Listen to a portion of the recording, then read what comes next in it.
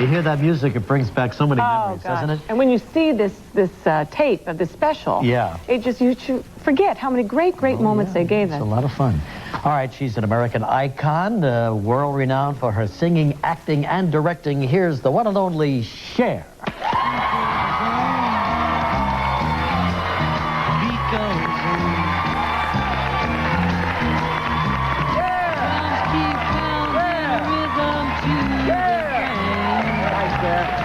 How you doing, baby? Hi, Cher. Good to see you. Welcome back. Oh, Cher, it's good to see you again. Regis. Yeah, absolutely. Yes, we go back a long way. A long way, yes. Kathie Lee and I looked at the tape last night. Not together, we had our own tapes. And this, of course, is the upcoming CBS special. Yeah. But, you know, I mean, so many things, the way you guys looked, you and Sonny, and the way you dressed. Even Martoni's restaurant up there in Hollywood brought back so many memories. And the way you related to each other. And I didn't realize until watching this special that came out of trying to make the band laugh all those years, because you were playing in all these horrible places. After we, you know, we were very famous in the 60s, and then after that, after about 1969 was when we kind of just had to, we owed the government a lot of money in back taxes, so we had to kind of get a real job. So we went to these kind of horrible, awful nightclubs. I mean, I saw the back kitchen of every really awful nightclub in America. And we used to have 2 shows, and no one would show up to the second. So I just would start saying stupid things, and we'd make the band laugh, and that's how we got the monologues. The monologues, great. Because then you started talking about Sonny's mother, and, you know, we just like... The nose jokes and the short jokes. And just out of boredom. But in those days, you made your own costumes. As a matter of fact, you picked out his famous vest for him, that furry vest. Weren't you driving down the street and you saw it and you said, back up? I wanted it for myself. And Sonny grabbed it. And it became his trademark. It didn't fit me. Actually, how did you meet? In the coffee shop on in Hollywood? There was a coffee shop on Hollywood Boulevard called Aldo's, and all the record people used to go there. And I went there with this guy that I was seeing at that time, and my girlfriend Melissa, and Sonny walked in, and I remember everybody was talking, Sonny, Sonny, Sonny, and then somebody said, oh, there's Sonny. And I turned over, and this guy walks in the door, and everybody else kind of just like disappeared, and I thought, my God, that's the strangest looking man. But I mean, not in a horrible way, like, because my grandmother once said, what is that in the living room? So not in that way. Not in that way. But your grandmother was used to some weirdos in the living room, too, my grandmother, well, no, my grandmother at that point wasn't used to very much. I mean, she was used to me and my sister being, you know, nutsy kids, but she never saw, I mean, Sonny came, I mean, I thought Sonny looked perfectly normal, you know, so that tells you where I was at the time. You were 16 at the time, right? Yeah, 16. Were you backup singing at the time or trying to? No, I was actually, I just started going to acting class. I just got my license, so my mom let me go into town to do acting class. 16 years old. So he saw you too, and all of a sudden it started. No, nothing started. He saw me, and then he saw my girlfriend Melissa. And then he stopped seeing me, and he saw Melissa, and we went out dancing, and she didn't dance, and the guy that I was with didn't dance, and so that's how we became friends. That's great. That's great. And then you did odd jobs in the industry, didn't you, in the music industry? Well, Sonny had this kind of gopher job for Phil Spector. He was, you know, he did everything from get coffee to play tambourine to whatever. You know, it was a dirty job, but Sonny had to do it, you know. And Sonny was thrilled to do it because Phil Spector was the guy in the business. He was the top guy. And so Sonny just started, he said, I don't care what I have to do. He said, because I'm learning. He said, while I'm doing all these things, I'm learning. And by the time I get through with this, I'm going to know exactly what I want to do and how to do it. And he did. Yeah. And what was the precise moment that you and he became a team in front of the cameras and in front of an audience? Did he hear you Well, the singing? first time I used to go around the house singing a lot, he tells me, or he told me.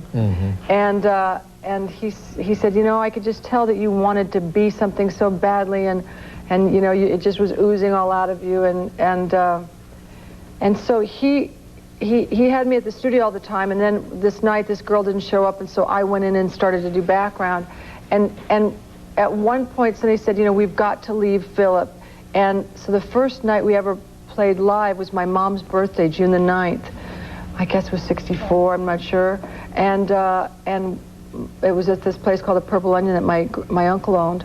And we just, and from then on, we just decided that that's what we would do. I mean, he couldn't give up his job, but after a while he did. But you called yourselves Caesar and Cleo at the beginning. They were like Cleopatra and Caesar. Exactly. Well, of course, she looks like Cleopatra, and Sonny had the little Caesar haircut. This is how fate plays such a role. I didn't know this either until I watched the special, where something bad happened, which was your luggage got lost on a plane, but you ended up going on stage in our regular clothes, which was Sonny's vest and my big bell bottoms, you know. We had our stage clothes that were very, remember Dick and Dee Dee? You remember Dick and Dee Dee? Okay. Very, like I had a little dress my mom bought me, and, you know, a little, like, nice hair, and it was like a yellowy orange, and I had yellowy orange shoes, and Sonny had a suit, you know, and then we had our regular clothes, which we were wearing in the day. So it didn't, like, we thought that if you were in show business, you had to go on and look that way. And have some shtick. Yeah, and then when we went on our own clothes, everybody went crazy. All the kids went crazy and assumed that we were English, which was all you had to be in those days. That's right, sure. So then we decided to stop calling ourselves Caesar and Cleo and just call ourselves Sonny and Cher. And then everything kind of changed. Well, here's a look at one of the scenes from the Sonny and Cher comedy hour, and you'll see exactly what she's talking about. Here they are, Sonny and Cher. Tell me, what am I supposed to weigh according to my height? 110.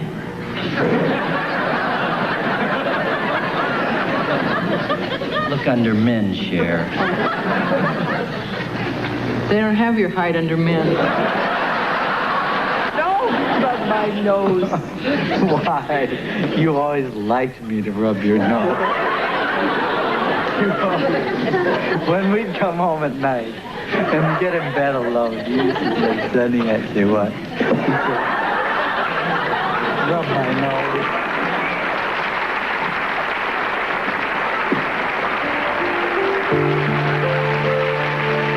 There's more to getting into shape than meets the eye. There is. Actually. I guess so. Would you like a surprise? You got one?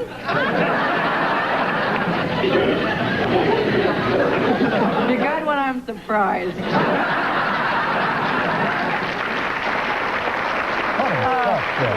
We're going to pause. We'll come back to Cher in a moment.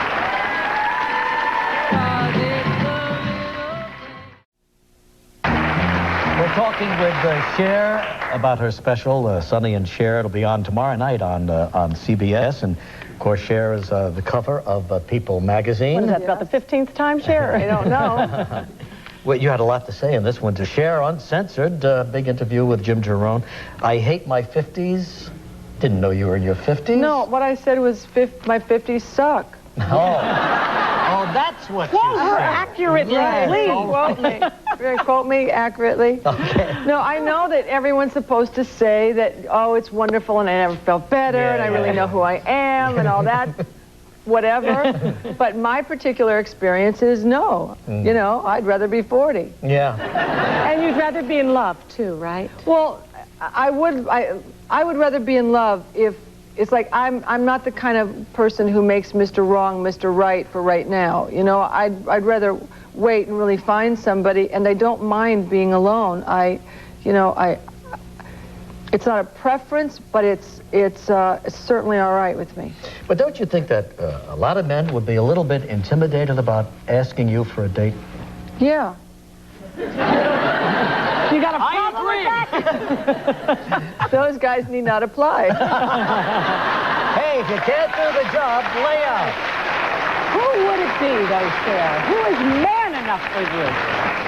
It has nothing to do with that. It's a certain kind of a man. You know, it's a certain kind of a man that for some reason will have the nerve or the guts or the whatever, who won't even feel that they have to have that, who will just come up and, you know. Charm you. And yeah. Well, but Sonny was charming, wasn't he? I mean, his personality. Yeah, I mean, he was one of the most charming men I've ever known, you know, and also he was one of the funniest, and it was a combination. He was very infectious, and he was, you know, you meet special people in your life, but people use the word special too much, you know, and it kind of loses its punch. But he was really special. I mean, sometimes he completely pissed me off, and, you know, we were at each other's throats. But that's what happens, I guess, in families. You know, sometimes, you know, people really make you aggravated, and for that moment, you really feel aggravated.